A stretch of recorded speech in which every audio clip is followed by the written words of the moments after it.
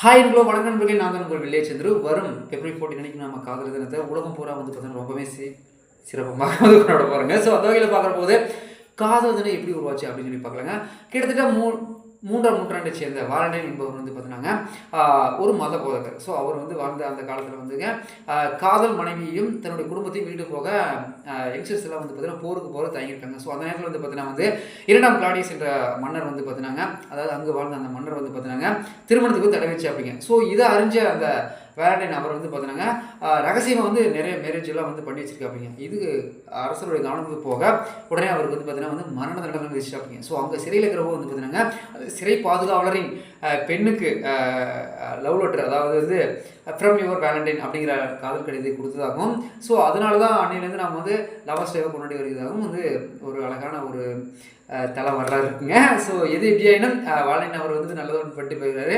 வாழ்த்து.